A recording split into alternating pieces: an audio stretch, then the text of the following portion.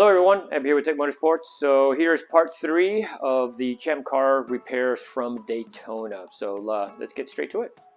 Here it is, she's all back together. Unfortunately, I didn't film any of the stuff of just removal, reinstallation, just to making sure that I have everything in place, everything grinded down. That way I have a really close seam from the new piece to the old piece when I weld it. So I had to get a couple cars in, so I was trying to rush to just get this part on here so I could roll the car out and bring the other cars in. So that's what I ended up doing, and just kind of got it to the point where I was able to make the car mobile. So so of course, if you remember on the previous clip with the Champcar, I ended up cutting a lot of this section out, and here's the section where I just cut through with a hacksaw and saw. So what I had to do is just go through and remove this. So pretty much, if you look at the last clip, as you can see, the black car, the donor car, everything was completely removed there. These were removed, so I had to go, and on this one as well, remove all the seam sealer, look for the spot welds, get all the welds, the seam sealer, the welds, and the spot welds removed, so I can get these sections off that were on the Champcar. And also in the interim, what I ended up doing was removing this section here. This piece was pretty bent from the accident, and so I had to try to come up with an idea of how to salvage everything without having to put it on there. So what I ended up doing is I just cut it. Now normally, per the Champcar rules, if you can't have the fuel system be able to get into the cabin where the driver's at, or fumes, so there is a aluminum lid that I have that goes over here that is sealed all the way around, so that will be put back on. So I do technically lose a little bit of the weight of the car itself, which is good, you know, the lighter the better. But yeah, so this is where we're at. So I've got everything all completely mocked up. I've gone through and grinded down all the welds that I originally had on there from the other one that I installed. So everything is completely smooth. I've already gone through and added spray-through primer. Weld-through primer. Got that added in all those areas. So right now she is fitted right where I want it to fit. And yeah, so she's going to be pretty much ready to go. So the next step now for me is to go in and start welding it all back together and making it one whole entire piece. So stay tuned for that.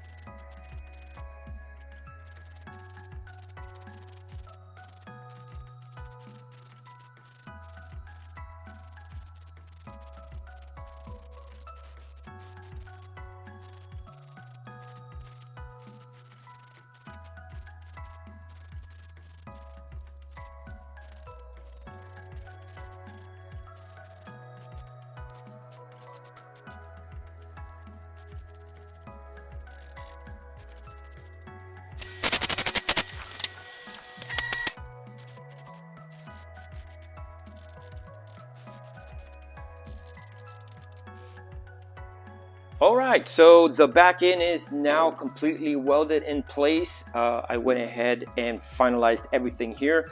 So the whole areas all the way around here where the rear wheel wells are, that's been taken care of. There is a big huge gap in this area here. I am going to take care of that, but what I'm going to end up doing is I'm going to end up using foam to cover that up, because of what I'm trying to end up doing with the new fuel cell, or not the new fuel cell, when I get this installed in here, I am going to completely enclose this so it doesn't get any dirt and grime inside the trunk area, because originally before it was open and you know, you go off-road and you get dirt in it, and you know, it just would be completely dirty. We have so much dirt in here, and I'm trying to minimize that. So, or actually just trying to do away with that. So that's one thing that I'm going to be doing when I get all this done. So as you can see, oh, excuse me, as you can see, I've already removed the spare tire area so I could drop the fuel cell in. Also, I went ahead and removed this bracket here. Left the studs for the exhaust hangers. I'm going to go ahead and clean that up a little bit, and I'm going to stitch weld them in place. That way the there's 4 bolts in total, 2 on each one. Those will be sturdy. Normally when we do the exhaust, it's the outside hanger, the one that we end up using, and then the one inside where the exhaust and the spare tire goes. So those will be intact. If by any chance I change anything, I could always cut them back or add a little bit more support. But yeah, so the next thing I'm going to end up doing is jumping and getting the fuel cell bolted in now and try to get that squared away. There is one thing that I do want to show you, but I'm going to end up doing that once I get the fuel cell installed. So let me get to that. The fuel cell is already in. All I have to do is just drill one hole, but she's pretty much in. I got it temporarily in there, kind of just snug down in place. What I end up doing is I went ahead and cut out the spare tire. I'm sorry, the spare tire. The battery tray. It was a little rusted in some areas, but my whole plan was to kind of, as I stated before, enclose this whole area. So technically, yeah, I just cut it completely out. I'm going to end up using a template and covering this from underneath here, and then also as I mentioned before, I'm going to end up covering these little square holes out of here. I don't want those little plastic flappity flaps because it does let air in. I don't want to let the dirt in. Plus I don't have any more because the ones I took off, they broke off when I took them off the current car, and the ones that I've had previously, I just chuck them. So I'm just going to make it out of thin sheet metal and just tack weld them into place, and then hopefully by then having this, and then that section over there, and then this, as I stated before, I'm going to kind of enclose, and I'm going to use spray foam to enclose that. That way there's no more dirt going in. So at this point, this area, the whole trunk area, should be as dirt free as possible. Trust me, before, when it was open to whatever it jumped in, I mean, there was just dirt and tire boogers just everywhere in here, and it just made it a little bit more of a mess than what I like. So yeah, so let's get to look at the next step now that pretty much this is all squared away. I wanted to put the fuel cell in so I could add a little bit more weight to the suspension, to the car itself on the back end, so then I can take care of the next step, which is going to be rolling the fenders. Now let's take a look at the driver's side. The driver's side one is the one that I'm more worried about. Not so much on the passenger side. That one is only rubs just enough, but I'm going to go ahead and flare it / roll the fender. So let's take a quick peek on how I'm going to go about doing that. Now with the weight completely on the tires, as you can see that this fender or this quarter panel is rubbing, and it's kind of resting on the tire. Now the tires that I've got, oh my gosh, I'm going to have to come back on this one just to verify. Once I get them off, I'll be able to tell you what the ET is. But these are 17x9, and I want to say the ET is ET32 if I'm not mistaken. 33 maybe, but I will verify once I get this off. It does have them stamped in the back, but this is one of the things that I've had to end up doing, or anybody that wants to install these type of wheels with this offset on an E36, you're gonna have to roll the fender. And yeah, so here is my fender roller. Let's get into what I'm gonna end up doing to get this to fit a little bit better. Here's the plan. The plan is to cut all alongside right in here, right up until the edge right here, and by cutting a slit and cutting that's going to enable me to pull this whole quarter panel out, and then I will be able to weld a little brackets here to keep it to come out, and what that's going to end up doing is going to give me a little bit more room, and then I will go in and do a little bit of the fender rolling. But that is the plan. I will be doing both sides, and yes, I know my bumper is not going to end up fitting, but the brackets that are on here to hold the plastic bumper slider, those I will not be using. What I'm going to end up doing is I'm going to be putting a hole and a bolt through here so that I can go ahead and hold the bumper out. Because it's a plastic bumper, it will flare out just a little bit, and it should be enough to where it won't deform the bumper or anything, but it'll kind of make it nice and smooth. So I'm going to get to that here in a few seconds.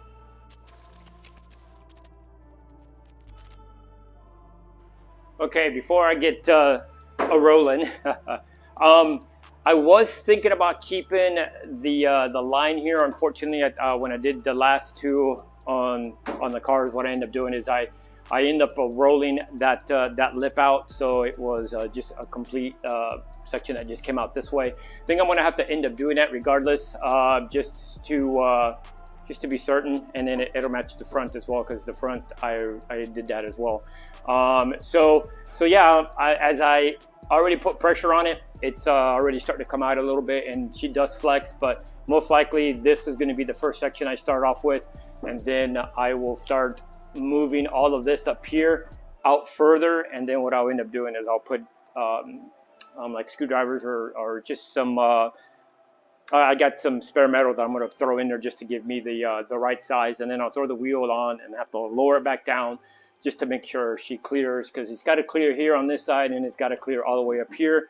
So when the suspension compresses, it does compress upwards that way, but I want to make sure that it doesn't rub up here. So yeah, that's what I'm going to start doing.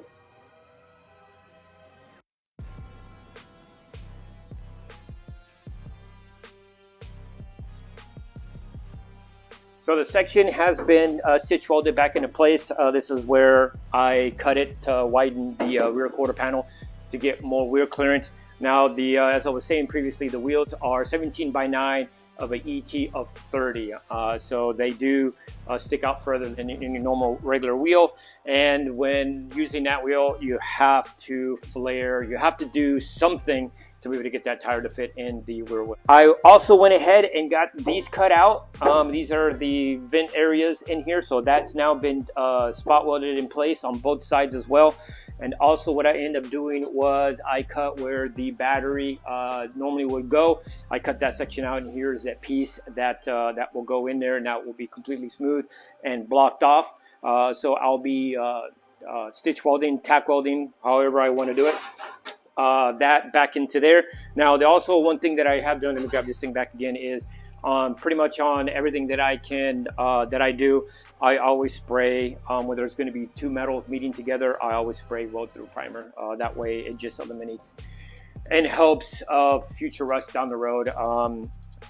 Who knows if this car will make it a handful more years, but she's getting beat up pretty bad, man, as I go around the whole entire car and start doing some stuff, and I'm like, I think I might have mentioned this before, I'm almost kicking myself in the butt for not making that car and just gutting everything. But the whole problem with that is just so much work on technically building a new chassis, putting the roll cage in, getting rid of all the sound deadening, and get rid of everything, and make it, you know, cutting out panels and such stuff like that. So it's a lot of work. And but yeah, so this chassis has got its days numbered. So yeah, so now I'm just going to go ahead and weld this into place. And I've already also went ahead and marked where my fuel cell would go. I've already cut, for the most part, the sections that I'm going to have to trim out around the fuel cell. That way it is completely clear. So I'll pick you up here when a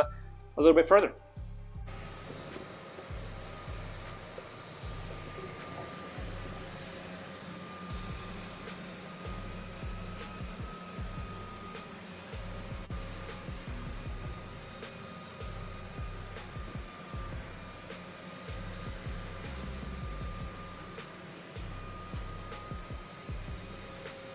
Okay, so as you can see from the previous video, she is pretty much 95% done. The only other thing I have to end up doing is adding the foam insulation on where the wheel wells are at on the backside and seal that up. I'll do that at a later point.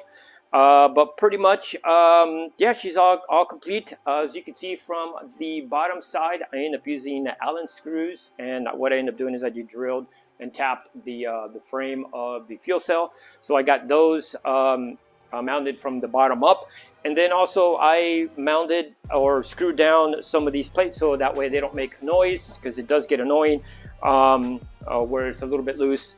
So I got two of them already done that are already tapped, and put the Allen heads, and those are on the roll cage plates. That's thick enough where I was able to drill and tap those. But I ended up putting sheet metal screws on some other ones. Those are the ones that I've got to go back because I have to remove the fuel cell to be able to get the the nut inserts installed, the riv nuts installed. So unfortunately, I'm not going to take it back out now, but I will be taking it back out at a later point, and I will go ahead and get that done. Now, so for the sheet metal, you know, this was my first template that I made for the front section. It made it out of paper because it was a little bit easier to form and crease where I needed the radius. So I made it out of paper instead of cardboard. But the back section, which was a little bit more intricate, I made it out of cardboard. As you can see, it's just got all these indentions here, and it curves, which is this section here, which took a little bit of time to get that done, but using the template made it so much more easier. Too bad that these pieces were too long to fit in my shear. Some of the other pieces that I have that I've done was so much more easier just to use the shear. I was able to make do, just use the angle grinder. So pretty much, you know, just cut it out and then use the grinder just to get it all nice and snug into its area. So yeah, that's pretty much it's gonna wrap it up for this segment. At this point, what I got to do is I'm gonna install the rear bumper and get the fuel cell back installed. I will install this at a later point. I have to straighten out some of the edges that were creased from the accident, but pretty much that's what I'm going to end up doing for a handful of days, actually for about a week, maybe a week and a half.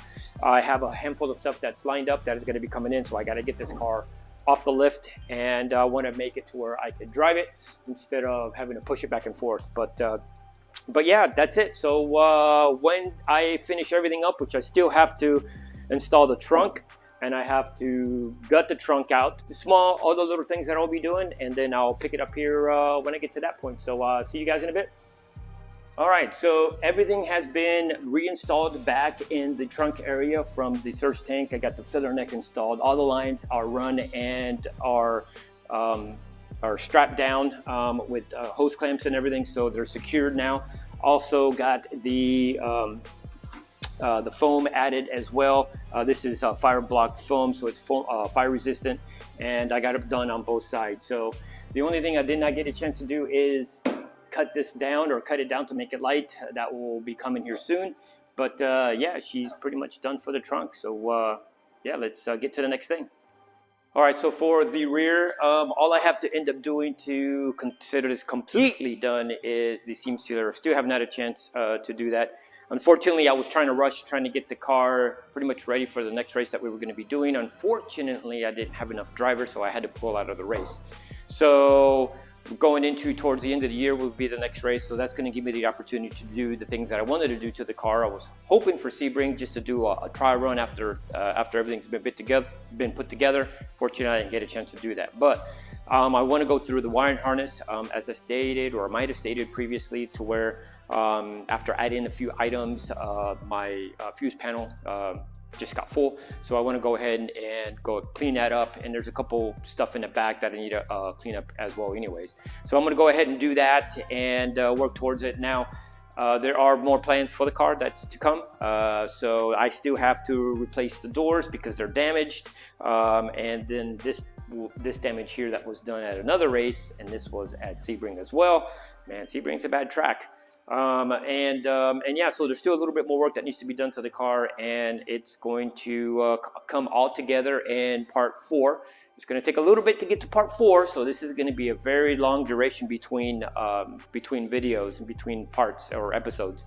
So so bear with me on that. But to see the final product at the end of it all, please stay tuned for more. Like always, please hit the like and subscribe button, and hope to see you in the next video, and especially for this one, part 4. So see you soon.